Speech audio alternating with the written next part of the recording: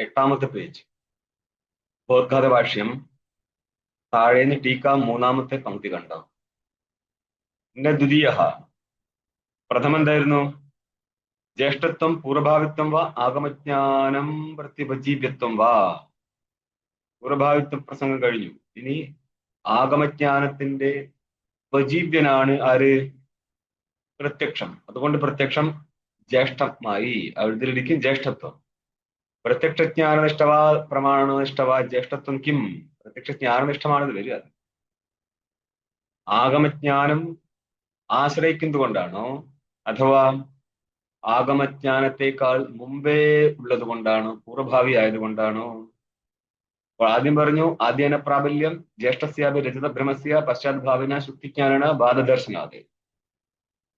ഭ്രമം ആദ്യം വന്നിട്ട് പിന്നെ ഭ്രമ വന്നാൽ ആരായിരിക്കും പ്രബലൻ, ആരായിരിക്കും ബാധിക്കപ്പെടുക? ഒന്നാമത്തത് ബാധിക്കപ്പെടുന്നുണ്ട് എന്നുള്ളത് കൊണ്ട് ജ്യേഷ്ഠത്വം എങ്ങനെ പറയാൻ പറ്റും?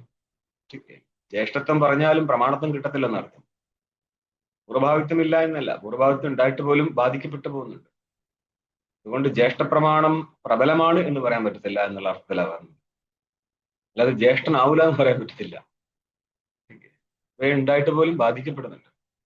ദ്വിതീയ ഉപജീവനായതുകൊണ്ട്. ആരുപജീവൻ, ആരുപജീവകൻ?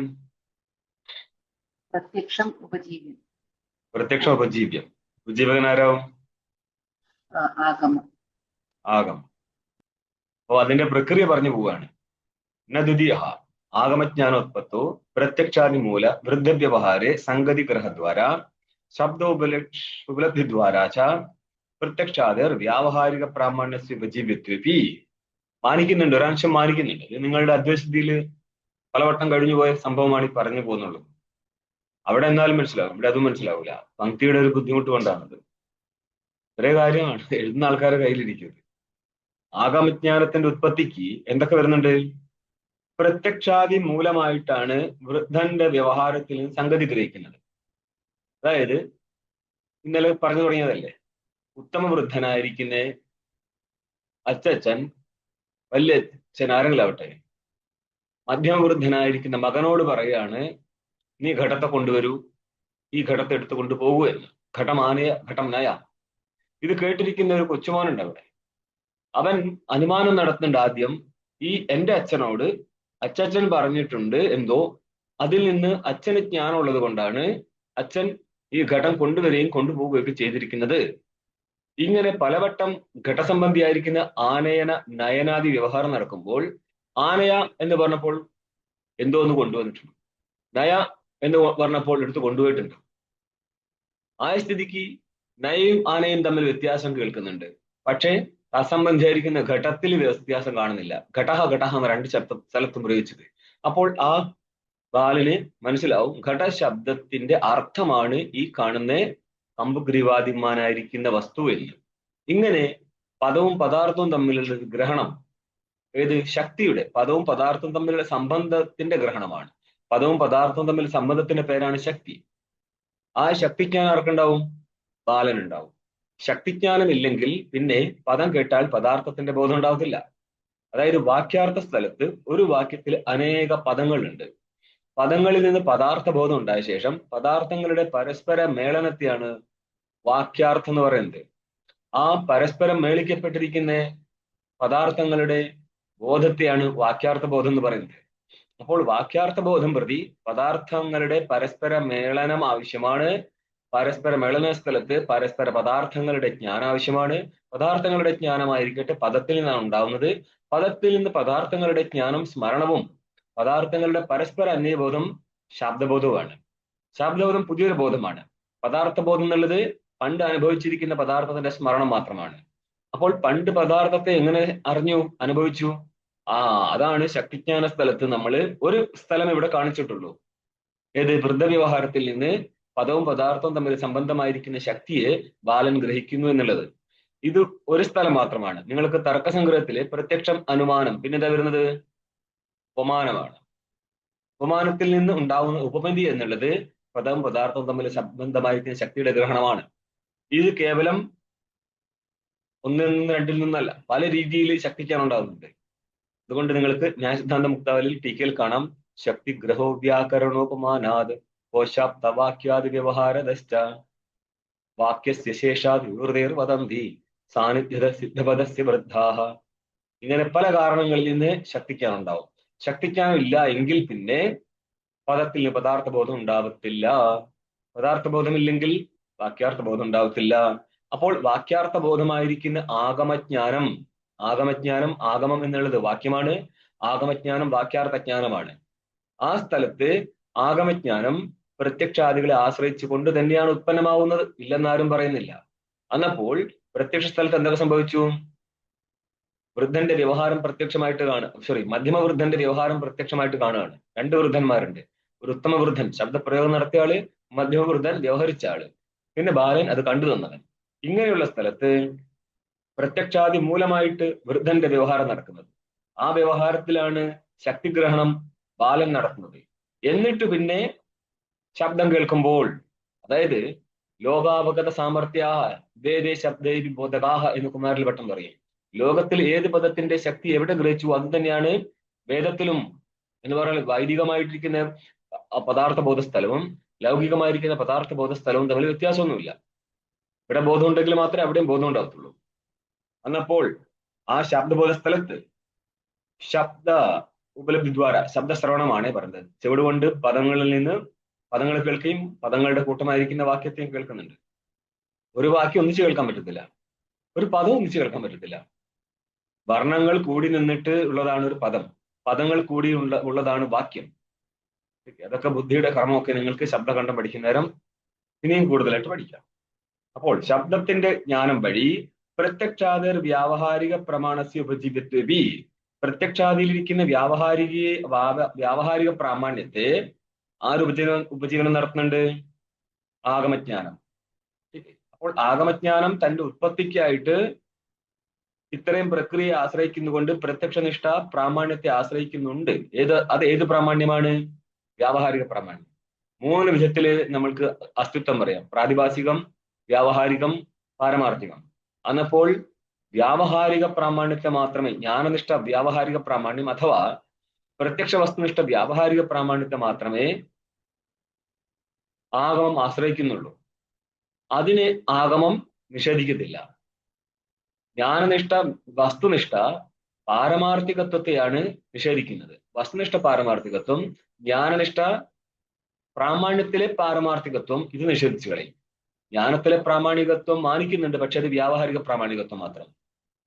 ठीक है. അപ്പോൾ ആഗമം പറയുന്നത് എന്താണ്? നേഹനാനാസ്തി കിഞ്ചന. ഇവിടെ കൂടുതലില്ല, അതൊക്കെ മറ്റു ഗ്രന്ഥങ്ങളിലേ ഉള്ളൂ. നേഹനാനാസ്തി കിഞ്ചന എന്നുള്ള ആഗമം വഴി സകലത്തിനെ നിഷേധിക്കുന്നുണ്ട്. ആ നിഷേധിക്കുന്നത് ഏതിനെയാ? സകലത്തിനെ നിഷേധിക്കുമ്പോൾ ജ്ഞാനത്തെ നിഷേധിക്കും. അപ്പോൾ ജ്ഞാനത്തിലെ വ്യാവഹാരിക പ്രാമാണ്യത്തെ നിഷേധിക്കാതെ പാരമാർത്ഥിക പ്രാമാണ്യത്തെ നിഷേധിക്കുമ്പോൾ ജ്ഞാനം പാരമാർത്ഥികമായിട്ടില്ലെന്നും ജ്ഞാനത്തിന്റെ വിഷയം പാരമാർത്ഥികമായിട്ടില്ലെന്നും സിദ്ധിക്കും. അവിടെ വ്യാവഹാരികമായിരിക്കുന്ന വസ്തുവിനെയോ ജ്ഞാനനിഷ്ഠ വ്യാവഹാരികത്വത്തെയോ നിഷേധിക്കാത്തത് കൊണ്ട് പരസ്പരം വിരോധം നേരിടുന്നില്ല. ഏതിനെ ആശ്രയിച്ചുവോ അതിനെ നിഷേധിക്കത്തില്ല, ഏതിനെ ആശ്രയിച്ചില്ലയോ അതിനെ നിഷേധിച്ചു കളയും. അതായത് വ്യാവഹാരിക പ്രാമാണ്യത്തെ ആശ്രയിക്കുമ്പോൾ എന്ന് പറഞ്ഞാല് ജ്ഞാനനിഷ്ഠ പ്രാമാണ്യം വ്യാവഹാരികം എന്ന് മാത്രമേ ആവശ്യമുള്ളൂ. ആ ജ്ഞാനത്തിലെ വാസ്തവ പ്രാമാണ്യത്തെ ആശ്രയിക്കാത്തത് കൊണ്ട് ആ വാസ്തവത്വത്തെ ആഗമം നിഷേധിച്ചു കളയും. ആശ്രയിച്ചത് ഏതിനെയാ? വ്യാവഹാരികത്വത്തെ. വ്യാവഹാരികത്വം നിഷേധിക്കത്തില്ല. ഇതുപോലും സംസാരിക്കുന്നത് മന്ദബുദ്ധി പ്രസംഗമാണിത്. അത് എന്ത് കിട്ടിയാലും നാന എന്ന് പറയുന്നവർക്ക് വേണ്ടി ഹാഹ എന്ന് പറയാൻ വേണ്ടി കൊണ്ടുവന്ന പ്രസംഗമാണിത്. ഇതൊന്നുമല്ല പാരമാർത്ഥികമായിരിക്കുന്ന വേദാന്തിയുടെ സിദ്ധാന്തം. അതായത് ഇതിനേക്കാൾ മികച്ച അദ്വൈത സിദ്ധിയിൽ പോലും സാമാന്യ ജനങ്ങൾക്ക് വേണ്ടിയുള്ള പ്രക്രിയയാണ്. അതിൽ 90% പോകും. സാമാന്യം എന്ന് പറഞ്ഞാൽ അതിലുള്ള ബുദ്ധിമാന്മാരുടെ സാമാന്യത്തെ ആശ്രയിച്ചാണ്. അതിനേക്കാൾ മികച്ചവർക്കാണ് കണ്ട ജഗത്തിനെ കണ്ട രീതിയിൽ നിഷേധിക്കുക എന്നുള്ളത്. അത് സ്വീകരിക്കാൻ പറ്റാതിരിക്കുമ്പോഴാണ് നമ്മൾ ഈ രീതി അവലംബിക്കുന്നത് പോലും. എന്ന് പറഞ്ഞാൽ ഈ എഴുതിയ പങ്ക്തിക്ക് ഉപോദ്ബലകമായിരിക്കുന്ന വേറൊരു പങ്ക്തി വേറെ കിടക്കുന്നുണ്ട്. അത് പിടികിട്ടുമ്പോൾ നിങ്ങൾക്ക് ഇവിടെ കൂടുതൽ സ്പഷ്ടത ഉണ്ടാവും. പ്രാമാണ്യസ്യ ഉപജീവ്യത്വേപി താത്വിക പ്രാമാണ്യസ്യ അനപേക്ഷിതത്വാത്. ജ്ഞാനനിഷ്ഠ താത്വിക പ്രാമാണ്യത്തെ ആഗമമോ ആഗമജ്ഞാനമോ അപേക്ഷിക്കുന്നില്ല. അതുകൊണ്ട് എന്ത് പറ്റി? അനപേക്ഷിതാംശസ്യ ആഗമേന ബാധസംഭവാദിതി. അനപേക്ഷിതാംശത്തെ ആഗമം ബാധിച്ചു കളയും. അപ്പൊ ആഗമം ബാധിക്കുന്നവർ ആഗമജ്ഞാനത്താൽ നിഷേധിക്കപ്പെടുന്ന വസ്തു ഏതായിരിക്കും? ഏതിനെയാണോ അത് ആശ്രയിക്കാതിരുന്നത്? ഏതിനെയാ? പ്രമാനിഷ്ഠ പാരമാർത്ഥിക പ്രാമാണ്യത്തെ അഥവാ വസ്തുനിഷ്ഠ പാരമാർത്ഥികത്വത്തെ ആശ്രയിച്ചിട്ടല്ല ആഗമം പ്രവൃത്തമായത് എന്നുള്ളതിനാൽ പ്രവൃത്തമായിരിക്കുന്ന ആഗമം ഏതിനെയാണോ ആശ്രയിക്കാതിരുന്നത് അതിനെ നിഷേധിക്കും. എന്ത് പറ്റി? ഉപജീവിത്വം ഉണ്ട്. ഉപജീവിത്വം ഉണ്ട് എന്ന് കരുതിയിട്ട് പ്രത്യക്ഷം രക്ഷപ്പെടത്തില്ല. യത്തു ക്ഷണികയാഗസ്യ ശ്രുതിബലാത് കാലാന്തര ഭാവി ഫലഹേതുത്വത് പൂർവക്ഷി പ്രസംഗമാണ്. യത്തു ഏതെന്നാണോ ക്ഷണികമായിരിക്കുന്ന യാഗം. യാഗം ഇവിടെ ചെയ്തു, ദ്വിതീയ ക്ഷണം, അതായത് ചെയ്തുകൊണ്ടിരിക്കുന്ന ക്ഷണം മാത്രമല്ലേ ഒരു കർമ്മം നിൽക്കത്തുള്ളൂ, അടുത്ത ക്ഷണം കർമ്മം നഷ്ടപ്പെട്ടു പോകും. നൈയായിക സിദ്ധാന്തത്തില് പല വസ്തുക്കളും ഇപ്പം പരമാണുക്കൾ നിത്യമാണെങ്കിലും ദ്വണുകാദികൾ അനിത്യമായിക്കൊണ്ട് തന്നെ പൃഥ്വി നിത്യാനിത്യ രൂപത്തിൽ രണ്ടെണ്ണം വരും. പക്ഷേ കർമ്മങ്ങളൊന്നും തന്നെ നൈയായിക സിദ്ധാന്തത്തിൽ നിത്യമല്ല, എല്ലാ കർമ്മവും അനിത്യമാണ്. എന്തിനാണ് നൈയായികനെ അവലംബിച്ചുകൊണ്ടാണ് നമ്മുടെ പല പ്രക്രിയയും പോകത്തുള്ളൂ. അതുകൊണ്ട് അവനെ കൂട്ടുപിടിക്കേണ്ട ആവശ്യമുണ്ട്. നൈയായികന്റെ ശാസ്ത്രം അറിഞ്ഞിരിക്കേണ്ട ആവശ്യമുണ്ട്. നന്നായിട്ട് വേദാന്തം പഠിക്കണമെങ്കിൽ, ഉപനിഷത്തുക്കൾ കൈകാര്യം ചെയ്യണമെങ്കിൽ, തീക്കയിലേക്ക് പോകണമെങ്കിൽ ന്യായം കൂടിയേ തീരത്തുള്ളൂ. അല്ലാതെ ഇതുകൊണ്ടങ്ങ് മൂടിച്ചു കളയാൻ വിചാരിച്ചാൽ നടക്കത്തുള്ളൂ. അന്നപ്പോൾ ക്ഷണികമായിരിക്കുന്ന യാഗം അത് നഷ്ടപ്പെട്ടു പോകും. പക്ഷെ യാഗത്തിൽ നിന്ന് നിങ്ങൾക്ക് സ്വർഗാദി ഫലം കിട്ടൂലേ? കിട്ടും. കാര്യനിയത പൂർവവർത്തിത്വം കാരണത്വം എന്നാണ് ലക്ഷണം. കാര്യത്തിന്റെ തൊട്ട മുന്നേ കാരണം ഉണ്ടായിരിക്കണം. ഘടം ഉണ്ടാകുന്നതിന് തൊട്ട മുന്നേ തന്നെ മൃത്ത് ഉണ്ടായിരിക്കണം. എങ്കിൽ മാത്രമേ ആ മൃത്തിൽ നിന്ന് ഘടം ഉണ്ടാക്കാൻ പറ്റൂ. അപ്പോൾ സ്വർഗാദികൾ കിട്ടുന്നതായിരിക്കട്ടെ ഈ ശരീരത്തിലല്ല, അടുത്ത ശരീരത്തിലായതുകൊണ്ട് മരണശേഷം മാത്രമേ സ്വർഗാദികൾ കിട്ടത്തുള്ളൂ. പക്ഷേ ആ സ്വർഗാദികൾക്ക് കാരണമായിരിക്കുന്ന കർമ്മം എന്നോ ചെയ്ത് തീർന്നുപോയി. ആ കർമ്മം, നഷ്ടപ്പെട്ട കർമ്മം എങ്ങനെയാണ് സ്വർഗത്തിന്റെ പൂർവ്വഭാവിയായിട്ട് നിൽക്കുക? അപ്പൊ എന്ത് പറയും? യാഗജന്യ അപൂർവം നിലനിൽക്കും. ഇവിടെ പ്രസംഗമില്ല, എന്നാലും കേട്ടോ. യാഗത്തിൽ നിന്ന് ഒരു അപൂർവം പുണ്യം ഉത്പന്നമാവുന്നുണ്ട്. പുണ്യം അന്ധകരണത്തിൽ അങ്ങനെ തന്നെ ഇരിക്കും. നൈയായികൻ പറയും ആത്മാവിലിരിക്കും എന്ന്. വേദാന്തി സംബന്ധിച്ച് അന്ധകരണത്തിലിരിക്കും. ഈ പുണ്യമാണ് സ്വർഗാദികൾക്ക് കാരണമായി മാറുന്നത്. അതിപ്പോ എന്ത് പറ്റും? ആ സ്വർഗാദികൾക്ക് തൊട്ട മുന്നേ തന്നെ പുണ്യം നിലനിൽക്കുന്നുണ്ട്. പുണ്യം ആരുടേതായിരുന്നു? കർമ്മത്തിന്റെ. അപ്പോൾ അപൂർവവത്ത് ആണ് കർമ്മം. അപൂർവവത്ത കർമ്മത്തിലിരിക്കും. അപൂർവത്ത സംബന്ധത്തിൽ കർമ്മവും സ്വർഗത്തിന്റെ പൂർവ്വഭാവിയായിട്ടുണ്ട് എന്ന് നൈയായിക സിദ്ധാന്തത്തിനനുസരിച്ച് സിദ്ധിക്കുന്നുണ്ട്. ഇവിടെ ഇപ്പൊ അത്രയും പോകുന്നില്ല. ഇവിടെ എന്താ പറയുന്നത്? ക്ഷണികമായിരിക്കുന്ന യാഗം അത് ശ്രുതിബലാത് കാലാന്തര ഭാവി ഫലഹേതുത്വത് നൈയായികന്റെ സിദ്ധാന്തം പൂർവ്വമീമാംസയിൽ അടക്കം ആവിഷ്കരിക്കുന്നുണ്ട്. ഇവിടെ പറയുന്നത് ശ്രുതിയുടെ ബലം കൊണ്ട് കാലാന്തര ഭാവിയായിരിക്കുന്ന സ്വർഗാദി ഫലത്തിന്റെ ഹേതുവായി മാറുന്നുണ്ട് യാഗം. ഇതുപോലെ തഥാ വിദ്വാൻ നാമരൂപാത് വിമുക്ത ഇതി. അപ്രകാരം വിദ്വാൻ ജ്ഞാനി നാമത്തിൽ നിന്ന് രൂപത്തിൽ നിന്ന് വിമുക്തനായി. നാമരൂപം എന്താണ്? ജഗത്താണ്. ജഗത് രഹിതനാണ് ജ്ഞാനി. എന്തുകൊണ്ടാ? ജ്ഞാനി ബ്രഹ്മസ്വരൂപമായതുകൊണ്ട്. ഇത് ശ്രുതിയുടെ ബലമുള്ളത് കൊണ്ട് സത്യസ്യാപി ജ്ഞാനാനിവൃത്തി സംഭവാത്. അതായത് പൂർവപക്ഷി പറയുന്നത് ജഗത്ത് സത്യമാണ്, എന്നിട്ടും ജ്ഞാനത്താൽ നിവർത്തിക്കാം. എന്തുകൊണ്ടാ? ശ്രുതിയുടെ ബലമുള്ളത് കൊണ്ട്. ഏതുപോലെ? ശ്രുതിയുടെ ബലം ഉണ്ടായിട്ടും മാത്രം യാഗം സ്വർഗത്തിന് കാരണമായിരിക്കുന്നുവോ? നമ്മൾ പറഞ്ഞ ഭാഗം ഇവിടെ വയ്ക്കാതിരുന്നത് പൂർവപക്ഷിക്ക് അതിന്റെ ആവശ്യമില്ല അന്വയിക്കാൻ പൂർവപക്ഷ മുഖത്ത് നിന്ന് വരുന്നത് കൊണ്ടാണ്. ഏത് അപൂർവത്തെ എടുക്കാതിരുന്നത് കേട്ടോ. നിങ്ങളിരുന്ന് ആലോചിച്ച് എന്തുകൊണ്ട് എന്നുള്ളത്. അപ്പോൾ ശ്രുതിബലത്തിൽ തന്നെ എന്ത് മനിക്കാം? ജ്ഞാനം കൊണ്ട് നാമരൂപമായിരിക്കുന്ന ജഗത്തിന്റെ നാശം ഉണ്ടാന്ന് മാനിക്കാം. അപ്പോൾ വാസ്തവമായിരിക്കുന്ന വസ്തുവിന്റെയും നാശം ജ്ഞാനത്താൽ സംഭവിക്കാം. ജ്ഞാനത്താൽ നശിക്കണമെങ്കിൽ വസ്തു അവാസ്തവമായിരിക്കണമെന്ന് നിർബന്ധമില്ല. ആയതിനാൽ ജഗത്ത് സത്യമാകുന്നു എന്നാണ് പൂർവപക്ഷി പറയുന്നത്. ജ്ഞാനാനിവൃത്തി സംഭവാൽ അധ്യാസവർണ്ണനം വ്യർത്ഥമിതി. ജഗത്ത് അധ്യസ്ഥമാണ്. അധ്യസ്ഥമാണെങ്കിൽ ജഗത്ത് എന്തായിരിക്കും? ജ്ഞാനത്താൽ നിവർത്തിതമാവും. തിരിച്ചിട്ടാ വേണ്ടത്. ജ്ഞാനത്താൽ നിവർത്തിതമാവുന്നത് കൊണ്ട് ജഗത്ത് അധ്യസ്ഥമാണ്. അധ്യസ്ഥമായതുകൊണ്ട് വാസ്തവ സത്ത നിലനിർത്തത്തില്ല, കൽപ്പിതമാണ്. കൽപ്പിത വസ്തുവിന് മാത്രമേ ജ്ഞാനത്താലുള്ള നാശം സംഭവിക്കത്തുള്ളൂ. ഇത് പൂർവപക്ഷിക്ക് ഒരിക്കലും സഹിക്കുന്നതല്ല. അന്നപ്പോൾ സാമാന്യ ജനം പൂർവപക്ഷിയുടെ ഭാഗത്താണോ സിദ്ധാന്തയുടെ പക്ഷത്താണോ നിൽക്കുന്നത്? പൂർവപക്ഷിയുടെ പക്ഷത്താ. നമ്മൾക്ക് ഈ ജഗത്ത് വാസ്തവല്ലെന്ന് തോന്നുന്നുണ്ടോ? വാസ്തവല്ലെന്ന് തോന്നിയിരുന്നു എങ്കിൽ ജഗത്ത് അത്ര നന്നായേനെ. എന്ന് പറയാൻ നമ്മളുടെ എല്ലാ വ്യവഹാരത്തിലും മുന്നിലൊരു ചോദ്യം ഉണ്ടാവും. എന്തിന്? ആ ഒരു ചോദ്യം ഇല്ലാതെയല്ലേ നമ്മൾ നമ്മുടെ കാര്യത്തിന് വേണ്ടി വ്യവഹരിക്കുന്നത്. അങ്ങനെയാണ് നമ്മൾക്ക് എല്ലാവർക്കും ജഗത് സത്യമാണ്. ठीक है. വലിയ വലിയ സ്ഥാനത്തിരുന്ന ആൾക്കാർ തട്ടാൻ തുടങ്ങും മണ്ഡലേശ്വരന്മാര്. പക്ഷെ മണ്ഡലേശ്വരന്റെ ആശ്രമത്തിലേക്ക് എന്തെങ്കിലും പ്രശ്നം വരുന്നതിനും ചാടി ഇറങ്ങും. അതെന്തുകൊണ്ടാ? നമ്മളോട് ഒരാൾ പോകുന്ന വഴിയില് തമിഴ്നാട്ടില് വെയിലത്ത് കുട പിടിച്ചു പോയാൽ തെറി കേൾക്കും. കാരണം കുട എന്തിനാണ് അവർക്ക്? മഴയത്ത് മാത്രം ഉപയോഗിക്കാനുള്ള ഒരു വസ്തുവാണ്. പ്രേമയാഞ്ചിയും വരുന്നവരുണ്ട്, ഒരാൾ തെറിയും പറഞ്ഞ് പോകുന്നില്ല, അപ്പൊ അങ്ങനെ പറഞ്ഞത് കുട പിടിച്ചിട്ട് ചെയ്യില്ല. അതുകൊണ്ടാ ശീലമില്ലാത്തതിന്റെ പ്രശ്നമാണ്. അപ്പൊ ഓരോരുത്തരുടെ അപ്പം തെറി കേട്ടോ, കേട്ടു. കേട്ടില്ലേ? അതിനാ കേൾക്കാൻ പോയത്. നിങ്ങൾ കേട്ടു എന്ന്, ഞാൻ കേട്ടു എന്ന എനിക്ക് അഭിമാനമുണ്ട്, എനിക്ക് ഈ ജഗത്തുമായിട്ട് സംബന്ധമുണ്ട്. തിരിച്ച് ഉത്തരം കൊടുത്തിട്ടുണ്ടെങ്കിൽ അതിലും സംബന്ധമുണ്ട്. മലയാളത്തിലാണ് നമുക്ക് മനസ്സിലായതെങ്കിൽ നമ്മൾ നിന്ന് രണ്ട് അലക്കാലക്കിയിട്ട് അവിടുന്ന് അടുത്ത കാല് വെക്കത്തുള്ളൂ. എന്തുകൊണ്ടാ? എനിക്ക് ജഗത്ത് വാസ്തവ, അതുകൊണ്ടാ.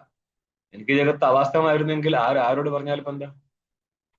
നമ്മളെ മാമന്റെ മോനൊരു കഥ പറഞ്ഞു. അവനെ വേറെ പറ്റി പറയാ, അവൻ എന്റെ അച്ഛനെ വിളിച്ചേ, ആ അച്ഛനത് കേൾക്കണം. അത് തനിക്കൊരു ബന്ധമില്ല. ഇതേപോലെ തനിക്ക് മാറി, തമാശ പറഞ്ഞതാണത്, കാര്യാക്കണ്ട. അതായത് ഒരാൾക്ക് ഇങ്ങനെ മാറി നിന്ന് കേൾക്കാൻ പറ്റുന്നെങ്കിൽ അപ്പോൾ മാത്രമേ നമ്മുടെ ജഗത്ത് മിഥ്യാവത്തുള്ളൂ. അല്ലാതെ നമ്മൾക്ക് വായ്ത്താരി പാടാനുള്ള സാധനമല്ല ഇത്. ഇത് എത്രമാത്രം നമ്മുടെ ജീവിതത്തിലേക്ക് വന്നിട്ടുണ്ടെന്നുള്ളതാണ് പ്രശ്നം. അതുകൊണ്ടാണ് സർവസംഘ പരിത്യാഗം ആവശ്യപ്പെടുന്നത്. നമ്മൾ വ്യവഹാര ഭൂമിയിൽ ഇരുന്നു കൊണ്ട് ഇത് പ്രീച്ച് ചെയ്യാന്നല്ലാതെ ആക്ട് ചെയ്യാൻ പറ്റത്തില്ല. വ്യത്യാസം മനസ്സിലായോ? അതാണ് ജ്ഞാനി അജ്ഞാനി തമ്മിലെ വ്യത്യാസം. അങ്ങനെ പറയാണ്, ജ്ഞാനം കൊണ്ട് തന്നെ നിവൃത്തി ജഗത്തിന് സംഭവിക്കും, ജഗത്ത് വാസ്തവമായാൽ പോലും. ആയതിനാൽ ജഗത്ത് മിഥ്യയാണ്, അധ്യസ്ഥമാണ് എന്ന് എന്തിനാണ് മാനിക്കുന്നത്? മനസ്സിലായോ? അധ്യാസം, അധ്യസ്ഥ വസ്തു വാസ്തവാണോ? അധ്യസ്ഥ വസ്തു വാസ്തവല്ല അല്ലേ? അപ്പോൾ ഇനി സിദ്ധാന്തി പറയാണ്, ചേത് ന, ഇക്കളി നടക്കത്തില്ല. പൂർവക്ഷി എന്താ ഉദ്ദേശിച്ചത്? ജഗത്ത് വാസ്തവാണ്, അതുകൊണ്ട് പോലും ജ്ഞാനത്താൽ നിവർത്തിതമാവാം എന്നുള്ള ന്യായമാണ് പൂർവക്ഷി വെച്ചിരിക്കുന്നത്. ഇതിന് സിദ്ധാന്ത ഉത്തരം പറയാണ്, ജ്ഞാനമാത്ര നിവർത്യസ്യ ക്വാപി സത്യത്വ അദർശനാത്. ക്വാ എവിടെ, എവിടെ, എവിടെ, ക്വാപി എവിടെയും, സത്യത്വ അദർശനാത് എവിടെയും സത്യമായിട്ട് കാണുന്നില്ല. എന്ത്? ജ്ഞാനത്താൽ നിവർത്തിക്കപ്പെടുന്ന വസ്തു. ഉദാഹരണം ആരും പറഞ്ഞേ, ജ്ഞാനത്താൽ നിവർത്തിക്കപ്പെടുന്ന വസ്തു വാസ്തവല്ല എന്നുള്ളതിന്.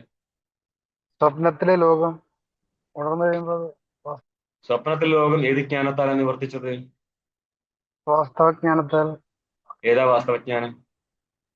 ജാഗ്രത. ബസ് ഇത്രയും മതി അവിടെ. പാരമാർത്ഥിക ബ്രഹ്മജ്ഞാനത്താൽ നിവർത്തിക്കുന്ന ഭാഗമൊന്നും പോകേണ്ട ആവശ്യമൊന്നുമില്ല. ദൃഷ്ടാന്തത്തില് ചെറിയൊരു ദൃഷ്ടാന്തം കൊണ്ട് വളരെ സ്പഷ്ടമാക്കാൻ പറ്റുമെങ്കിൽ ജഡിലമായിരിക്കും ദൃഷ്ടാന്തത്തിലേക്ക് പോകാതിരിക്കുക. തനിക്ക് മനസ്സിലാകത്തില്ല, നാട്ടുകാർക്ക് മനസ്സിലാക്കും. ഇവിടെ കയറും സർപ്പവും ഒക്കെ നിലനിൽക്കുമ്പോഴാണ് സ്വാഭാവിക അധ്യാസത്തിലേക്ക് ഓടുന്നത്. തെളിച്ചമില്ലാത്തതിന്റെ പ്രശ്നമാണ്. നമ്മൾ എവിടെ എന്ത് പറയണം എന്നുള്ളത് നോക്കണം. ജ്ഞാനം മാത്രം നിവർത്തിയ ക്വാപി സത്യത്വ ദർശനാത്. ജ്ഞാനം മാത്രം കൊണ്ട്, അതായത് ജ്ഞാനവും കർമ്മവും കൊണ്ട് നിവർത്തമാകുന്ന സ്ഥലമുണ്ട്. അതിന് ദൃഷ്ടാന്തം എടുക്കും. ജ്ഞാനം കൊണ്ട് മാത്രം നിവർത്തിക്കപ്പെടുകയാണെങ്കിൽ അതൊരിക്കലും സത്യവസ്തുവാകത്തില്ല. കയറിലെ സർപ്പാദികൾ സത്യസിച്ച ആത്മനോ നിവർത്തി അദർശനാച്ച. മാത്രമല്ല സത്യമായ വസ്തു ഒരിക്കലും നിവർത്തിതമായിട്ട് കാണുന്നില്ല. സത്യം എന്ന ഉദ്ദേശം എന്താണ്? ത്രികാല അബാധ്യമായിരിക്കുന്ന വസ്തുവാണ് ഇവിടെ ഇപ്പോൾ സത്യം. അതൊരിക്കലും നിവർത്തിതമാവുന്നതായിട്ട് കാണുന്നില്ല. അപ്പോൾ ജ്ഞാനത്താൽ നിവർത്തിതമാണെങ്കിൽ അത് സത്തല്ല. അസത്താണോ? അസത്വമല്ല. പിന്നെ അനിർവചനീയമായിരിക്കുന്ന വസ്തുവായിരിക്കും. അയോഗ്യത നിശ്ചയ സതി സത്യബന്ധസ്യ ജ്ഞാനാൽ നിവൃത്തിശ്രുതേർ ബോധകത്വായോഗാത്. അയോഗ്യത നിശ്ചയ സതി, സത്യവസ്തുവില് ബാധിക്കാനുള്ള യോഗ്യതയുണ്ടോ? ഇല്ല. എവിടെ? ദൃഷ്ടാന്തം പറ. ബ്രഹ്മവസ്തു ബാധിക്കാൻ യോഗ്യത ഉള്ള വസ്തുവല്ല, ബാധിക്കപ്പെടത്തേ ഇല്ല. ഇതേപോലെ സത്യബന്ധസ്യ അയോഗ്യത നിശ്ചയ സതി, സത്യമായിരിക്കുന്ന ബന്ധത്തിൽ എന്തില്ല? ജ്ഞാനത്താൽ ബാധിക്കപ്പെടാനുള്ള യോഗ്യത ഇല്ല എന്ന സ്ഥിതിക്ക് അപ്പൊ എന്ത് പറ്റി? അയോഗ്യത നിശ്ചയിക്കപ്പെടും അല്ലേ? സത്യമാണെങ്കിൽ ജ്ഞാനത്താൽ ബാധിക്കപ്പെടത്തില്ല. അന്നപ്പോൾ ഇതെവിടെ എങ്ങനെ വരിക എന്ന് പറഞ്ഞാല്, ശബ്ദത്തിൽ നിന്ന് അർത്ഥബോധം ഉണ്ടാകുന്ന സ്ഥലത്ത് അർത്ഥത്തില് എന്ത് വേണം? അർത്ഥാബാധോ യോഗ്യത എന്ന് പറയും. അർത്ഥം ബാധിക്കപ്പെടുന്നില്ലെങ്കിൽ യോഗ്യത നിലനിർത്തുന്നുണ്ട്. ശബ്ദത്തിലാണ് ഈ യോഗ്യത ഉള്ളത്. ഓക്കെ. അപ്പം ശബ്ദത്തിൽ യോഗ്യത വരണമെങ്കിൽ അർത്ഥം ബാധിക്കാൻ പാടില്ല. അപ്പോൾ ജ്ഞാനത്താൽ ബാധിക്കപ്പെടത്തില്ല ഏത് വസ്തു? സത്യവസ്തു. അപ്പൊ ബന്ധം സത്യമാണെങ്കിൽ ജ്ഞാനത്താൽ ബാധിക്കപ്പെടത്തില്ല എന്നുള്ളതിനാൽ എന്ത് പറ്റി? ജ്ഞാനയോഗ്യത്വം സത്യബന്ധത്തിലില്ല. അപ്പോൾ എന്ത് പറ്റി? അയോഗ്യത വന്നു. ഇപ്രകാരം അയോഗ്യതാ നിശ്ചയം സത്യബന്ധത്തിൽ ഉണ്ടെങ്കിൽ പ്രശ്നം എന്താ? ജ്ഞാനാ നിവൃത്തി ശ്രുതേർ ബോധകത്വ അയോഗാത്. ശ്രുതി പറയുന്നത് ജ്ഞാനത്താൽ നിവർത്തിതമാകുന്നതാണ്. അപ്പൊ എന്ത് പറ്റി? ജ്ഞാനത്താൽ നിവർത്തിതമാകുമെന്ന് ശ്രുതി പറയുകയാണെങ്കിൽ അത് നടക്കത്തില്ല. എന്ത് പറ്റി? ബന്ധം സത്യമാണ്. ഈ ബന്ധം ജ്ഞാനത്താൽ നിവർത്തിതമാവത്തില്ല എന്നുള്ളതിനാൽ നിവർത്തിതമാവുമെങ്കിൽ യോഗ്യത ഉണ്ടായിരുന്നു, നിവർത്തിക്കാനുള്ള യോഗ്യത. ബന്ധം സത്യമാണെങ്കിൽ നിവർത്തിക്കാനുള്ള യോഗ്യത ഇല്ല. അതുകൊണ്ട് തന്നെ അയോഗ്യതയുണ്ട്. ഈ അയോഗ്യതയുടെ നിശ്ചയം സത്യബന്ധത്തിൽ വന്നാൽ പിന്നെ നിങ്ങൾക്ക് വാക്യത്തിൽ നിന്ന് അർത്ഥബോധം ഉണ്ടാകത്തില്ല. കാരണം ആ അർത്ഥബോധത്തിന് പ്രതിബന്ധകനാണ് അയോഗ്യത. ഒരു ഘടോ അസ്ഥി അല്ലെങ്കിൽ കയറിൽ സർപ്പജ്ഞാനം ഉണ്ടായി. ആ സർപ്പജ്ഞാനം ബാധിക്കപ്പെട്ടു പോകും കയറിന്റെ ജ്ഞാനത്താൽ. അപ്പോൾ ആദ്യത്തെ ജ്ഞാനം ബാധിക്കപ്പെടാനുള്ള കാരണമാണ് വസ്തുവിലെ അയോഗ്യത. ഇനി ആദ്യമേ നമ്മൾക്ക് അയോഗ്യത നിശ്ചയം ഉണ്ടെങ്കിൽ പിന്നെ നമ്മളിപ്പം കയറാണത് നിശ്ചയിച്ചു കഴിയും, സർപ്പമല്ല. ഇനി ആരെങ്കിലും അത് സർപ്പമാണോ ശബ്ദപ്രയോഗം നടത്തിയാലും നമ്മൾക്ക് സർപ്പമാണ് അതെന്ന് ബോധം ഉണ്ടാകത്തില്ല. കാരണം എന്താ? വസ്തുവിൽ അയോഗ്യത നമ്മൾക്ക് ആദ്യമേ നിശ്ചയിച്ചിട്ടുള്ളത് കൊണ്ട്. ഇപ്രകാരം സത്യബന്ധത്തിൽ അയോഗ്യത ആദ്യമേ നിശ്ചയിച്ചിട്ടുണ്ടെങ്കിൽ ജ്ഞാനത്താൽ നിവർത്തിക്കും എന്നുള്ള വാക്യത്തിൽ നിന്ന് ബോധമേ ഉണ്ടാവത്തില്ലായിരുന്നു. ഇതാണ് പറഞ്ഞത്. എന്നുവെച്ചാ അപ്പൊ ഇനി പൂർവക്ഷി പറയാണ്, സേതു ദർശനാത് സത്യസ്യ പാപസ്യ നാശദർശനാത്. അതായത് അതിപാപം ചെയ്ത് കഴിഞ്ഞാല് സേതു ദർശനം, വീട്ടിനടുത്തുള്ള സേതു പോയി കണ്ടിട്ട്, സേതു എന്ന് പറഞ്ഞ പാലം നല്ലത് രാം സേതു ദർശനമാണത്. ധനുഷ്കോടി പോയിട്ട് അത് വണ്ടി പിടിച്ച് പോകുന്ന പരിപാടിയല്ല. ഇതൊക്കെ ഇതിന്റെ പുറകോട്ട് പോയാൽ ഭയങ്കര പ്രശ്നമുണ്ട്. പണ്ട് ഇത് പശുപ്രശ്നമാണ് ഇവിടെയും വരുന്നത്. മാതാവ് പശുവിനെ കൊന്നാൽ, ബ്രാഹ്മണ ഹത്യയൊക്കെ നടത്തിയാൽ, അതായത് പശുവിന്റെ തല കഴുത്തിലിടുക, എന്നിട്ട് ഞാൻ ഈ കൊലപാതകം നടത്തി എന്നൊക്കെ വിളിച്ച് പറഞ്ഞിട്ട് സേതു ദർശനം നടത്തി വരണം എന്ന് പറയാൻ മനുഷ്യൻ ഈ ജന്മത്തിലും അത് കേട്ടാൽ പോലും പശു വധം നടത്തത്തില്ല എന്നുള്ളത് വേണ്ടിയിട്ട് ചെയ്യുന്നതാണ്. അത്രയും നികൃഷ്ടമാണോ ഉത്കൃഷ്ടമാണോ നിങ്ങൾ ചിന്തിച്ചുകൊള്ളുക. ഇങ്ങനെ ഒരു കാലം ഉണ്ടായിരുന്നു നമുക്ക്. അപ്പോൾ നടന്നുപോയി സേതു ദർശനം നടത്തി കഴിഞ്ഞാൽ എന്ത് നഷ്ടപ്പെടും? പാപം നഷ്ടപ്പെടും. ഇതിന്റെ തന്നെ ആവശ്യം ഉണ്ടായിരുന്നു. പുണ്യനെ പാപ അപനിധി എന്ന് പറയുമ്പോൾ പുണ്യകർമ്മം വേറൊന്നും ചെയ്താൽ പോരായിരുന്നു. രണ്ടുപേരും അറിയട്ടെ എന്നുള്ളതിൽ തന്നെയാണ് ഇതൊക്കെ ഉണ്ടാക്കി വെച്ചിരിക്കുന്നത്. സേതു ദർശനാത്, സേതു ദർശനം കൊണ്ട് സത്യസ്യ പാപസ്യ നാശ ദർശന, പാപം ചെയ്തു ആ പാപത്തിന്റെ നാശത്തിനായിട്ട് സേതു ദർശനം വിധിച്ചിട്ടുണ്ട്. ദർശനം എന്ന് പറയാൻ ജ്ഞാനമാണ്. അപ്പൊ ജ്ഞാനം കൊണ്ട് സത്യപാപം നഷ്ടപ്പെടുന്നതായിട്ട് കാണുന്നുണ്ടല്ലോ. എന്നാ അയോഗ്യത നിശ്ചയ, എന്നാൽ സത്യവസ്തുവില് അയോഗ്യത ജ്ഞാനത്താൽ നിവർത്തിക്കത്തില്ല എന്നുള്ള അയോഗ്യത നിശ്ചയം നടക്കുന്നില്ലല്ലോ. ജ്ഞാനത്താൽ നിവർത്തിക്കാൻ പറ്റുമല്ലോ. അപ്പോൾ നിവർത്തി യോഗ്യത കാണാൻ പറ്റുന്നുണ്ട്. ഇതി നച്ചവാച്യം എന്ന് പറയരുത്. ഇവിടെ എന്താ പ്രശ്നം? ഇവിടെ ജ്ഞാനം മാത്രമല്ല കാരണം. നോക്കിയോ, ശ്രദ്ധാ നിയമാദി സാപേക്ഷ ജ്ഞാനനാശ്യത്വാത്. ജ്ഞാനനാശമല്ല എന്ന് പറയുന്നില്ല, കാണുക എന്നുള്ളത് ജ്ഞാനമല്ലേ. പക്ഷെ അവിടെ നിയമമുണ്ട്. ശ്രദ്ധയോടുകൂടി മറ്റു വീടുകളിൽ ഭിക്ഷാസനം നടത്തി, ഞാൻ ഇങ്ങനെ ഒരു വധം നടത്തി എന്നൊക്കെ വിളിച്ചും പറഞ്ഞ് അവിടെ എത്തി സേതു ദർശനം നടത്തുന്നതുകൊണ്ട് ശ്രദ്ധാദി നിയമാദൃഷ്ട സാപേക്ഷമായിട്ടാണ് ജ്ഞാനം ഈ പാപത്തെ നശിപ്പിക്കുന്നത്. അതുകൊണ്ടാണ് നമ്മൾ ഒന്നാമത്തെ പങ്ക്തിയിൽ ജ്ഞാനമാത്ര നിവർത്തസ്യ എന്ന് മാത്ര ശബ്ദം കൊടുത്തത്. ബന്ധസിച്ച അന്യ പന്ഥാവിദ്യത അയനായ ഇത് ശ്രുത്യ ജ്ഞാനമാത്രാത് നിവൃത്തി പ്രതീതേഹേ. മാത്രല്ല ബന്ധത്തിന്റെ കാര്യത്തില് അന്യപന്ഥാവിദ്യത അയനായ, ജ്ഞാനമല്ലാതെ അന്യമാർഗം അയനായ മോക്ഷായ നാസ്തി എന്ന് പറയും. അപ്പോൾ മോക്ഷം എന്നുള്ളത് ബന്ധത്തിന്റെ നിവൃത്തിയാണ്. അതിന് ജ്ഞാനം മാത്രമാണ് കാരണമെന്ന് ശ്രുതി തന്നെ പറയുന്നുണ്ട്. അതുകൊണ്ട് ജ്ഞാനമാത്ര നിവൃത്തി പ്രതീതേഹേ, ജ്ഞാനമാത്ര നിവൃത്തിയുടെ പ്രതീതി എവിടെയുണ്ട്? ബന്ധത്തില് ബന്ധത്തിൽ. ശരി. ബന്ധം ഏതാണ്? ഏത് ബന്ധത്തെ ഉദ്ദേശിച്ചാണ് ഈ പറയുന്നത്? പലപ്പോഴും ക്രിക്കറ്റ് മൊത്തം കളി കണ്ട് തീർന്നാലും ഇത് ടീം ഏതായിരുന്നു മനസ്സിലാൻ പറ്റാറില്ല ചിലർക്ക്. കളി മാത്രം കണ്ടാൽ മതി.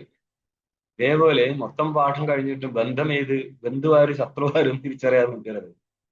എന്താണ് ഈ ബന്ധം? പലപ്പോഴും പറ്റുന്ന പ്രശ്നമാണ്. ഹയർ ക്ലാസ്സിൽ പോയിരുന്നാല് ലോവർ നന്നായിട്ട് അറിയത്തില്ലെങ്കിൽ ഹയർ ക്ലാസ്സിൽ നിങ്ങളെ ലോവർ സാധനം ഒന്നും പറയത്തില്ല, വെച്ചടിച്ച് പോകത്തുള്ളൂ. കാരണം അത് എത്രയോ കിൻഡൽ സാധനങ്ങളായി. നിങ്ങളെയൊക്കെ വിദ്യാർത്ഥി ബന്ധു എന്ന് വിളിക്കണം. വിദ്യാർത്ഥി ബന്ധു ശബ്ദത്തിന് അർത്ഥം എന്താ അറിയോ? ശരിക്കും ബ്രാഹ്മണ ബന്ധു ക്ഷത്രിയ ബന്ധു ശബ്ദത്തിൽ നിന്ന് ഞാൻ ഡിറൈവ് ചെയ്ത് എടുത്തതാണ് വിദ്യാർത്ഥി ബന്ധു.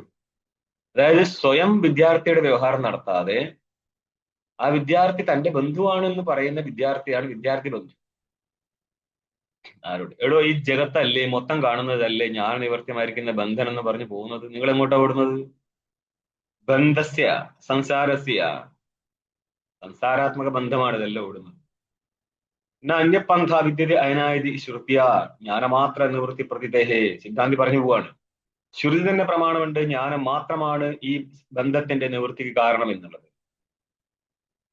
അതഃ ശ്രുതജ്ഞാന നിവർത്തിത്വ നിർവാഹാർത്ഥം അധ്യാസത്വം വർണ്ണനീയം. ശ്രുതജ്ഞാനം, ശ്രുതിയാൽ ജനിക്കുന്ന ജ്ഞാനമാണ് ശ്രുതജ്ഞാനം. ശ്രവിത ബ്രഹ്മബോധം എന്നുള്ള പങ്ക്തി കേട്ടിട്ടുണ്ടോ? അതഃ ശ്രുതജ്ഞാന, ശ്രവണജന്യജ്ഞാനം ശ്രുതജ്ഞാനം. ആ ശ്രവണജന്യജ്ഞാനത്താൽ നിവർത്യം, ഏത് ബന്ധം, അവിടെ ബന്ധത്തിൽ എന്തിരിക്കും? നിവർത്യത്വം. നിവൃത്തിയുടെ വിഷയമാണ് നിവർത്യം. നിവർത്തിലിരിക്കും നിവർത്യത്വം. ആ ബന്ധത്തിലെ നിവർത്യത്വ നിർവാഹം നടത്തപ്പെടണമെങ്കിൽ എന്ത് വേണം? ജ്ഞാനത്താൽ നിവർത്തിത്വം ജഗത്തിൽ വേണമെങ്കിൽ ജഗത്ത് അധ്യസ്ഥമായിരിക്കണം. കാരണം ജ്ഞാനത്താൽ നിവർത്തിതമാവുന്ന വസ്തു എപ്പോഴും കൽപ്പിതമായിരിക്കും, അധ്യസ്ഥമായിരിക്കും. ഇത് വർണ്ണനീയം, അങ്ങനെ തന്നെ വ്യാഖ്യാനം നടത്തണം. കിഞ്ച ജ്ഞാനൈക നിവർത്യസ്യ കിം നാമ സത്യത്വം. ഇനി പൂർവപക്ഷി സിദ്ധാന്തി ചോദിക്കുകയാണ്, നീ പറയുന്ന സത്യത്വം ഉണ്ടല്ലോ, ഇതിന്റെ അർത്ഥം എന്താ? അതെന്തുകൊണ്ട് അങ്ങനെ ചോദിക്കുന്നത്? ഇത് ജ്ഞാനൈക നിവർത്തിയ വസ്തുവാണ്. ഇനി നീ പറ, ജ്ഞാനൈക നിവർത്തിയമായിരിക്കുന്ന വസ്തുവിലെ സത്യത്വം എന്താണ്? നീ ഉദ്ദേശിച്ച സത്യത്വം എന്താണ്? ഒരു കാര്യം തീരുമാനിച്ചു, ഈ ജഗത്ത് ജ്ഞാനൈക നിവർത്തിയമാണ്. അന്യപന്ഥാ വിദ്യതി അയനായ എന്ന് പറഞ്ഞിട്ട് ജ്ഞാനമേവ കാരണം അസ്യ ബന്ധസ്യ നിവൃത്തേ. അങ്ങനെ ഇരിക്കെ ജ്ഞാനൈക നിവർത്തിയമായിരിക്കുന്ന വസ്തുവിലെ സത്യത്വം എന്ന് പറഞ്ഞ എന്താർത്ഥം? താവത് അജ്ഞാന അജന്യത്വം, അജ്ഞാനത്താൽ ജന്യമാവാതിരിക്കുക. അജ്ഞാനജന്യമാണെങ്കിൽ എന്തായി? സത്യമല്ലാതാവും. അജ്ഞാനമല്ല കാരണമെങ്കിൽ അജ്ഞാനജന്യമാവത്തില്ല വസ്തു. അങ്ങനെയാണെങ്കിൽ അജ്ഞാന അജന്യമാവും. ആ വസ്തുവിലിരിക്കും അജ്ഞാന അജന്യത്വം. അതാണ് സത്യത്വം എന്നാണോ? അത് നടക്കത്തില്ല. എന്തുകൊണ്ടാ? മായാന്തു പ്രകൃതി വിദ്യാത് മായന്തു മഹേശ്വരം. ശ്വേതാശ്വേതോപനിഷത്ത്. മായയെ പ്രകൃതി എന്ന് മനസ്സിലാക്കൂ, മായയെ ഈശ്വരൻ എന്ന് മനസ്സിലാക്കൂ. മായി എന്ന് പറഞ്ഞ ആരാ? മായ അസ്യസ്മിൻ സ്ഥിതി മായി, ഈശ്വരനാണ്, മായ ഉള്ളവനാണ്. മായ ഉള്ളവൻ എന്തിരിക്കും? ഈശ്വരത്വം. മായ ഇരിക്കും. മായ ഉള്ളവനിലും മായ ഇരിക്കും. ഇതെന്തിനാ എങ്ങനെ ചോദിക്കുന്നത്? നിങ്ങളൊരു കാട് കയറി ഇങ്ങോട്ട് ചിന്തിച്ച് പോകണ്ടേ? ഒരു പറയുന്നതനുസരിച്ച് പിടിച്ച് പോയാൽ മതി. ठीक ഇത് ശ്രുതി വിരോധാത്. മായാം പ്രകൃതി വിദ്യാതിഥി ശ്രുതി വിരോധാത്. ഏതിന് ശ്രുതിക്ക് വിരോധം നേരിടും? ജഗത്ത് അജ്ഞാനജന്യമല്ല എന്ന് പറഞ്ഞാൽ പറയാണ്, അല്ല, അജ്ഞാനജന്യമാണ്. കാരണം മായാന്തു പ്രകൃതി വിദ്യാത് മായനന്തു മഹേശ്വരം എന്നുള്ള സ്ഥിതിക്ക് ജഗത്തിന്റെ പ്രകൃതി മായയാണെന്ന് മനസ്സിലാക്കിയോ എന്ന് പറഞ്ഞിട്ടുണ്ട്. ആ മായയാണ് നമ്മൾ എന്ത് പറയുന്നത്? അജ്ഞാനം എന്ന് പറയുന്നത്. അപ്പൊ അജ്ഞാനജന്യമല്ലേ ജഗത്ത്? അജ്ഞാനജന്യമായിരിക്കുന്ന വസ്തു എങ്ങനെയാണ് സത്യമാവുക? പിടികിട്ടുന്നുണ്ടോ പങ്ക്തീസ്? അജ്ഞാന നിവർത്തിത്വം കിം നാമ, ജ്ഞാനൈക നിവർത്തിയ കിം നാമ സത്യത്വം. ജ്ഞാനൈക നിവർത്തിയ വസ്തുവിലെ സത്യത്വം എന്താണ്? അജ്ഞാനത്താൽ ജന്യമല്ല എന്നാണോ നീ ഉദ്ദേശിച്ചതെങ്കിൽ അത് നടക്കത്തില്ല. കാരണം മായാന്ത പ്രകൃതി വിദ്യ എന്നുള്ള സ്ഥലത്ത് ഈ ജഗത്തിന്റെ ഉപാദാനം മായയാണെന്ന് പറയുന്നുണ്ട്. അങ്ങനെ ഇരിക്കെ അജ്ഞാനജന്യത്വം ജഗത്തിൽ വരും. ആയതിനാൽ അജ്ഞാന അജന്യത്വേന ജഗത്ത് കൃത്യമാണെന്ന് പറയാൻ പറ്റത്തില്ല. അപ്പൊ പൂർവപക്ഷി ഒരു പ്രസംഗം ഉന്നയിക്കുന്നുണ്ട്, അത് ഇവിടെ ഇല്ല. അതായത് മായയാൽ ജനിച്ചു എന്നല്ലേ പറയുന്നത്. മായയാൽ ജനിച്ചെങ്കിലും അജ്ഞാനത്താൽ ജനിച്ചു എന്ന് പങ്ക്തി ഉണ്ടോ? ഇല്ലല്ലോ. അങ്ങനെയാണെങ്കിൽ നിങ്ങൾ എങ്ങനെയാണ് അജ്ഞാന ജന്യത്വം എന്ന് പറയാ? അജ്ഞാനജന്യം അല്ലെന്നിരിക്കെ അജ്ഞാനജന്യമാണ് ഈ ജഗത്ത് എന്ന് പറയാൻ പാടില്ലേ? അതിന്റെ ഉത്തരമാണ് പറയുന്നത് മായാവിദ്യ വിദ്യോരൈക്യ എന്നുള്ളത്. മായയും അവിദ്യയും ഏകമാണ് കുഞ്ഞ്. അതിന് പ്രമാണമുണ്ടോ? അതിവിടെ ഇല്ല, അത് വേറെ തന്നെ എഴുതി പിടിപ്പിക്കണം. ഏവമേവേഷമായ സ്വവ്യതിരിക്താനി പരിപൂർണാനി ക്ഷേത്രാണി ദർശയിത്വ മായാച അവിദ്യാച സ്വയമേ ഭവതി എന്നുള്ള ഉത്തര നിരസന താപന ഉപനിഷത്ത് മന്ത്രമാണ്. ठीक ഇതും കൂടി ആഡ് ചെയ്താൽ ഇത് സമ്പൂർണ്ണമാകത്തുള്ളൂ. അപ്പൊ എന്ത് പറ്റി? മായാന്ത പ്രകൃതി വിദ്യ എന്നുള്ള ശ്രുതിയായിട്ട് വിരോധമുള്ളത് കൊണ്ട് അജ്ഞാനജന്യത്വം ഈ ജഗത്തിൽ ഇരിക്കുന്നുണ്ട്, അതുകൊണ്ട് സത്യത്വം കിട്ടത്തില്ല, വിരോധാത്. അപ്പം പറയാണ് പ്രശ്നം, മായയും അവിദ്യയും ഭിന്നമല്ലേ? അന്നേരം പറയാണ് മായാവിദ്യയോ ഐക്യാത്. ഈ ഐക്യത്തിന്റെ പ്രമാണം പറഞ്ഞത് വേറെ തന്നെ എഴുതി പിടിച്ചോളുക. നാഭി സ്വാധിഷ്ഠാനെ സ്വഭാവശൂന്യത്വം. മിഥ്യാത്വത്തിന്റെ രണ്ടാമത്തെ ലക്ഷണം പറയാം ശ്രീ. പ്രതിപന്ന ഉപാധൗ ത്രൈകാലിക നിഷേധ പ്രതിയോഗി. പ്രതിപന്ന ഉപാധോ ത്രൈകാലിക നിഷേധ പ്രതിയോഗിത്വം. പ്രതിപന്നം എന്ന് പറയാൻ ജ്ഞാനത്തിന്റെ വിഷയമാണ് പ്രതിപന്നം, ജ്ഞാത എന്നർത്ഥം.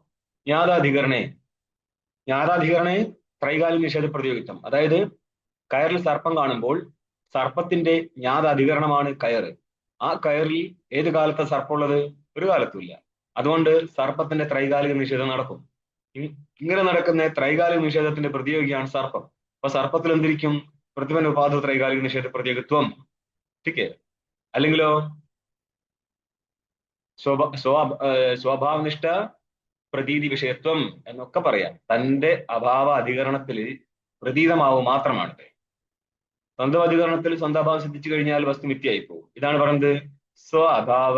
അതിന്റെ വിപരീതം പറയാണ് സ്വാധിഷ്ഠാനെ.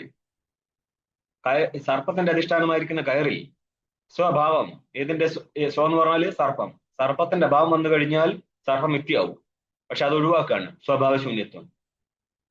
അതായത് യഥാർത്ഥ സ്ഥലം ദൃഷ്ടാന്തീകരിച്ചു കഴിഞ്ഞാൽ ഘടത്തിന്റെ അധികരണമായിരിക്കുന്ന കപാലത്തിൽ ഘടത്തിന്റെ അഭാവം ഉണ്ടോ? അപ്പം ഘടത്തിന്റെ അധികരണമായിരിക്കുന്ന കപാലത്തിൽ ഘടത്തിന്റെ അഭാവമില്ല. അഭാവമില്ലെങ്കിലോ അഭാവശൂന്യമായി. ഭാവത്തിന്റെ അഭാവമാണ് അഭാവശൂന്യം. അപ്പോൾ സ്വ അധികരണത്തില് ഘടത്തിന്റെ അധികരണമായിരിക്കുന്ന കപാലത്തില് സ്വപദം കൊണ്ട് പിന്നെയും ഘടത്തിനെടുക്കുക. ആ ഘടത്തിന്റെ അഭാവം ഉണ്ടോ? ഇല്ല. അഭാവശൂന്യമല്ലേ? അതെ. അപ്പോൾ ഘടത്തിൽ എന്തിരിക്കും? സ്വാധികരണത്തിലെ അഭാവശൂന്യത്തിരിക്കും. അഭാവം ഇരുന്നിരുന്നുവെങ്കിൽ ഘടം മിഥ്യയായനെ. അഭാവമില്ലാത്തത് കൊണ്ട് അഭാവശൂന്യമായി. ശരിക്കിത് സ്വന്തം അധികരണത്തിൽ വെക്കണം. ഘടത്തിന്റെ അധികരണമായിരിക്കുന്ന കപാലത്തില് സ്വന്തം ഘടത്തിന്റെ അഭാവം ഉണ്ടോ? ഇല്ല. അഭാവമില്ലെങ്കിൽ അഭാവശൂന്യമായി. ആര്? കപാലം. അവിടെ ഇരിക്കും അഭാവശൂന്യത്വം. അങ്ങനെയാണെങ്കിൽ എന്താണ് അർത്ഥം? സ്വന്തം അധികരണത്തിൽ സ്വ ഇരിക്കും, സ്വവിന്റെ അഭാവം കിട്ടത്തില്ല. ഇത് പൂർവപക്ഷയുടെ മുഖത്തുനിന്ന് ആയതുകൊണ്ടാണ് നമ്മൾ ഘടത്തെയും കപാലത്തെയും എടുത്തിട്ട് ഹാ എന്ന് പറയിപ്പിക്കാൻ അന്വയിച്ചത്. സിദ്ധാന്തി സംബന്ധിച്ച് കയറില് സർപ്പത്തെ കൊണ്ടുവന്നിട്ട് സർപ്പത്തിനെ നിഷേധിക്കുന്നത് എപ്രകാരം തന്നെയാണോ അപ്രകാരം തന്നെയാണ് കപാലത്തില് ഘടത്തെ നിഷേധിച്ച് കളയുന്നത്.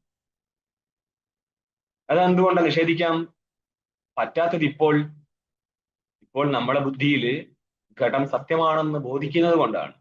അനുമാനത്താൽ സിദ്ധിച്ചു കഴിഞ്ഞാൽ അനുമാനത്തിലെ ദോഷം എടുത്ത് കാണിക്കാനല്ലാതെ ഇല്ല ഞങ്ങൾ മാനിക്കൂല, ഞങ്ങൾ കാണുന്നുണ്ടെന്ന് പറഞ്ഞിട്ട് പിറകെ ഓടിയിട്ട് കാര്യമില്ല. കൂടുതൽ അറിയാൻ അദ്വൈതസിദ്ധിയുടെ തുടക്ക ഭാഗം എടുത്ത് കേൾക്കുക. ഓക്കെ, വേണ്ട ആൾക്കാരുണ്ടോ? ഇനി കണ്ടങ്ങനെ നോക്ക്. സ്വാധിഷ്ഠാന സ്വഭാവശൂന്യത്വം. സ്വന്തം അധിഷ്ഠാനത്തിലെ സ്വഭാവശൂന്യമായതുകൊണ്ട് വസ്തു ഇരിക്കുന്നു, അതുകൊണ്ട് സത്യമാണ് എന്നും പറയാൻ പറ്റത്തില്ല. അതെന്തുകൊണ്ടാ? അസ്ഥൂലം മനോരസമദീർഘം. അസ്ഥൂലം ഇത് ശരിക്ക് വേറൊരു കാര്യത്തിന് വേണ്ടി ഉപയോഗിക്കുകയാണ് മന്ത്രം. അതായത് അധിഷ്ഠാനം എന്നുള്ള ബ്രഹ്മവസ്തു അത് നിർഗുണമാണ് എന്ന് കാണിക്കാനാണ് അസ്ഥൂലാദി ശബ്ദപ്രയോഗം നടത്തുന്നത്. അതായത് സ്ഥൂലം, ഹ്രസ്വം ഇതൊക്കെ എവിടെയായിരിക്കുക? ദ്രവ്യത്തിലായിരിക്കുക. അപ്പൊ അസ്ഥൂലം, അനണു, അഹ്രസ്വം, അദീർഘം എന്നൊക്കെ പറഞ്ഞിട്ട് ഈ അധിഷ്ഠാനം ദ്രവ്യസ്വരൂപം അല്ല എന്ന് നിഷേധിക്കാം. ഇവിടെ ഇപ്പോൾ ഉപയോഗിക്കുന്നത് എന്തിനു വേണ്ടിയിട്ടാ? അധിഷ്ഠാനത്തിൽ ഈ ജഗത്തില്ല എന്ന് കാണിക്കാനാണ്. സ്ഥൂലം ജഗത്താണ്, സൂക്ഷ്മമായിരിക്കുന്നതൊക്കെ ജഗത്താണ്. സ്ഥൂല സൂക്ഷ്മാദികൾ പരിമാണമാണ്, പരിമാണമുള്ളത് ജഗത്തിനാണ്. അപ്പോൾ അവിദ്യമാനോ സ്ഥൂലോ യത്ര അത് അസ്ഥൂലം എന്ന അർത്ഥം ചെയ്താല് ജഗത്ത് നിഷേധിക്കപ്പെടും ബ്രഹ്മത്തിൽ. കിട്ടിയോ? ബ്രഹ്മം സ്ഥൂല സ്വരൂപം അല്ല എന്ന് കാണിക്കാൻ ഉപയോഗിച്ച മന്ത്രമാണ്. ഇതിന് ഇങ്ങനെ ഉപയോഗിക്കാം. സ്ഥൂലം എന്ന് പറയുന്ന ജഗത്ത് അവിദ്യമാനോ സ്ഥൂലോ യസ്മിൻ തത് അസ്ഥൂലം എന്ന് പറഞ്ഞാല് സ്ഥൂലമായിരിക്കും ജഗത്ത്, സൂക്ഷ്മമായിരിക്കും ജഗത്ത്, ഹ്രസ്വമായിരിക്കും ജഗത്ത് എവിടെയില്ലയോ അതിനെ നമുക്ക് അസ്ഥൂലമാനോ ഹ്രസ്വം എന്ന് പറയാം. ഇത്യാദി ശ്രുതിയാൽ ഏതിനെ നിഷേധിച്ചിട്ടുണ്ട്? ജഗത്തിനെ നിഷേധിച്ചിട്ടുണ്ട്. നാഭി ബ്രഹ്മവത് ബാധായോഗ്യത്വം, ബ്രഹ്മത്തിന് ബാധയുണ്ടോ? ഇല്ല. അതേപോലെ ജഗത്തും ബാധയ്ക്ക് യോഗ്യമായ വസ്തുവല്ല, അതുകൊണ്ട് സത്യം എന്നാണെങ്കിലോ സത്യത്വമായിട്ട് അന്വേഷിച്ചോണ്ടോ? സത്യത്തിന്റെ വികല്പങ്ങളാണ് നടന്നുകൊടുക്കുന്നത്. അങ്ങനെ പറയണം, അങ്ങനെയും പറയാൻ പറ്റത്തില്ല. കാരണം ജ്ഞാനാത് നിവൃത്തി ശ്രുതി വിരോധാത്, ജ്ഞാനത്തിൽ നിന്ന് ജഗത്തിന് നിവൃത്തി കേൾക്കുന്നുണ്ട്. അപ്പോൾ താദൃശ ശ്രുതിക്ക് വിരോധമുള്ളതിനാല് ഈ ജഗത്തിന് ബാധ നടക്കത്തില്ല ബ്രഹ്മം പോലെ എന്നും പറയാൻ പറ്റില്ല. അത് വ്യവഹാരകാലേ ബാധശൂന്യത്വം നാലാമത്തെ വികല്പമാണ്. വ്യവഹാരകാലത്തിൽ ജഗത്തിന് ബാധയുണ്ടോ? വ്യവഹാരകാലത്തില് പ്രാതിഭാസിക ജഗത്തിന് ബാധയുണ്ടെങ്കിലും വ്യാവഹാരിക ജഗത്തിന് ബാധയില്ല. വ്യാവഹാരികത്വം കിം? ബ്രഹ്മജ്ഞാന ബാധ്യത്വം വ്യാവഹാരികത്വം, ബ്രഹ്മജ്ഞാന ഇതരജ്ഞാന ബാധ്യത്വം പ്രാതിഭാസികത്വം. വ്യവഹാരകാലേ ബാധശൂന്യത്വം എന്ന് പറയും. തർഹി വ്യാവഹാരികമേവ സത്യത്വം ഇതി ആഗമാം എന്താണ് പറഞ്ഞത്? സത്യത്തിനെത്തി ആഗതം അധ്യസ്ഥത്വം. യെസ്, തർഹി വ്യാവഹാരികമേവ സത്യത്വം. നിങ്ങൾ വ്യവഹാരകാലത്തിൽ ബാധിക്കാത്തത് കൊണ്ട് സത്യം എന്ന് പറഞ്ഞാൽ ആ സത്യത്വം എന്തായിരിക്കും? വ്യാവഹാരികം സത്യത്വമാണ്, അത് പാരമാർത്ഥിക സത്യത്വമല്ല. അതുകൊണ്ട് എന്ത് കിട്ടി? ആഗതമേവ അധ്യസ്ഥത്വം. ആയതിനാൽ ജഗത്തിൽ അധ്യസ്ഥത്വം വന്നു കഴിഞ്ഞു. എന്താർത്ഥം? വ്യവഹാരകാലത്തിരിക്കും, പാരമാർത്ഥികമായിട്ട് ഇരിക്കത്തില്ല. അതുകൊണ്ട് തന്നെ ജ്ഞാനത്താൽ നിവർത്തിതമാവും. ഏത് ജ്ഞാനത്താൽ? പാരമാർത്ഥിക ജ്ഞാനത്താൽ. പ്രാതിഭാസിക വസ്തുവിന്റെ നിവൃത്തി വ്യാവഹാരിക ജ്ഞാനത്താലും വ്യാവഹാരിക വസ്തുവിന്റെ നിവൃത്തി പാരമാർത്ഥിക വസ്തു വിഷയ ജ്ഞാനത്താലുമാണ്. വിഷയത്തിനനുസരിച്ചാണ്. അതായത് കയറിലെ സർപ്പം പ്രാതിഭാസികമാണ്, അതിന്റെ നിവൃത്തി എങ്ങനെ ഉണ്ടാവും? വ്യാവഹാരികമായിരിക്കുന്ന വ്യാവഹാരികമായിരിക്കുന്ന കയറ, ആ കയറിന്റെ ജ്ഞാനം കൊണ്ട് പ്രാതിഭാസികമായിരിക്കുന്ന വസ്തുവിന്റെ നിവൃത്തി ഉണ്ടാവും. വ്യാവഹാരികമായിരിക്കുന്ന ജഗത്തിന്റെ നിവൃത്തി ഇതിന്റെ അധിഷ്ഠാനമായിരിക്കുന്ന പാരമാർത്ഥിക ബ്രഹ്മത്തിന്റെ ജ്ഞാനം കൊണ്ട് മാത്രമേ ഉണ്ടാവൂ. എന്ന് പറഞ്ഞാൽ അധിക സത്താക ജ്ഞാനത്താൽ ന്യൂനസത്താക വസ്തുവിന്റെ നിവൃത്തി ഉണ്ടാവുന്ന അർത്ഥം. തർഹി വ്യാവഹാരികമേവ സത്യത്വം ഇത് ആഗത മധ്യസ്ഥത്വം തച്ച ശ്രുത്യർത്ഥേ യോഗ്യതാജ്ഞാനാർത്ഥം വർണ്ണനീയമേവ യാഗസ്യ അപൂർവദ്വാരവത്. തച്ച അധ്യസ്ഥത്വം വർണ്ണനീയമേവ ശ്രുത്യർത്ഥ യോഗ്യതാജ്ഞാനാർത്ഥം. ശ്രുതിയുടെ അർത്ഥത്തിൽ യോഗ്യത ഉണ്ടെങ്കിൽ മാത്രമേ ശ്രുതിയിൽ പ്രാമാണികത്വം സിദ്ധിക്കത്തുള്ളൂ. വിഷയത്തിൽ യോഗ്യത ഇല്ല എങ്കിൽ വിഷയം ബാധിക്കപ്പെട്ടു പോകും. അർത്ഥാബാധോ യോഗ്യത എന്ന ഒരു വാക്യത്താൽ പറയപ്പെട്ടിരിക്കുന്ന വസ്തു ബാധിക്കപ്പെടുമെങ്കിൽ ശബ്ദത്തിൽ യോഗ്യത ഇരിക്കത്തില്ല. അർത്ഥം ബാധിക്കപ്പെടുകയാണെങ്കിൽ യോഗ്യത ഇരിക്കത്തില്ല. പ്രതിപാദിക്കപ്പെടുന്ന വസ്തുവാണ് അർത്ഥം, അത് ബാധിക്കാൻ പാടില്ല. ബാധ എന്ന് പറഞ്ഞാൽ മിഥ്യാത്മനിശ്ചയം, അതങ്ങനെ അല്ലായിരുന്നു എന്ന് തിരിച്ചറിയുണ്ടാവുക. അങ്ങനെ ഉണ്ടായാൽ പിന്നെ വാക്യത്തിൽ യോഗ്യത ഉണ്ടാവത്തില്ല. അങ്ങനെ അല്ലെങ്കിൽ മാത്രമേ വാക്യത്തിൽ യോഗ്യത വരത്തുള്ളൂ. അന്നപ്പോൾ ശ്രുതി എന്താ പറയുന്നത്? നേഹനാനാസ്തി കഞ്ചന എന്ന് പറഞ്ഞ് നിഷേധിക്കുകയാണ് ജഗത്തിനെ. ആ ശ്രുതിയിൽ യോഗ്യത വരണമെങ്കിൽ ജഗത്തിൽ എന്ത് വരണം? അധ്യസ്ഥത്വം വരണം. മനസ്സിലായോ? അതിനാൽ ശ്രുത്യർത്ഥത്തിലെ യോഗ്യത നിർണയിക്കാനായിട്ട് വർണ്ണനീയമേവ തത് വർണ്ണനീയമേവ, അത് വർണ്ണിക്കപ്പെടണം. ഏത്? ജഗത്തിന്റെ അധ്യസ്ഥത്വം വർണ്ണിക്കപ്പെടുക തന്നെ വേണം. ഏതുപോലെ? യാഗസ്യ അപൂർവദ്വാരത്തവത്. യാഗം ഫലം കൊടുക്കണമെങ്കിൽ എന്ത് വേണം? അപൂർവം ഉണ്ടായിരിക്കണം. അപൂർവം വഴിയാണ് യാഗം ഫലം കൊടുക്കത്തുള്ളൂ. ഇതേപോലെ ശ്രുതിയുടെ അർത്ഥം സിദ്ധിക്കണമെങ്കിൽ അതിന് ദ്വാരമായിട്ട് എന്ത് വേണം? ജഗത് അധ്യസ്ഥത്വമാണെന്ന് സിദ്ധിക്കണം. ജഗത് അധ്യസ്ഥം വിനാ ശ്രുത്യർത്ഥ നിർണയ ഭവാത്. ശ്രുതി പറഞ്ഞ ജഗത്തിന് അസ്തിത്വം ഇല്ലെന്ന എന്ന് പറഞ്ഞാല് ആ ശ്രുതിജ്ഞാനത്താല് ജഗത്ത് ബാധിക്കപ്പെടും. ശ്രുതിജ്ഞാനത്താൽ ജഗത്ത് ബാധിക്കപ്പെടണമെങ്കിൽ ജഗത്തിൽ എന്ത് വേണം? അധ്യസ്ഥത്വം വേണം. കാരണം ജ്ഞാനത്താൽ നിവർത്തിക്കപ്പെടുന്ന വസ്തു അധ്യസ്ഥമായിരിക്കും. അപ്പൊ ശ്രുതിജന്യജ്ഞാനത്താൽ വസ്തു നിവർത്തിക്കപ്പെടുമെങ്കിൽ വസ്തു എന്തായിരിക്കും? അധ്യസ്ഥമായിരിക്കും. ആയതിനാൽ ശ്രുതിയുടെ അർത്ഥം നിർണയിക്കാൻ ദ്വാരമായിട്ട് എന്ത് ഭവിക്കുന്നുണ്ട്?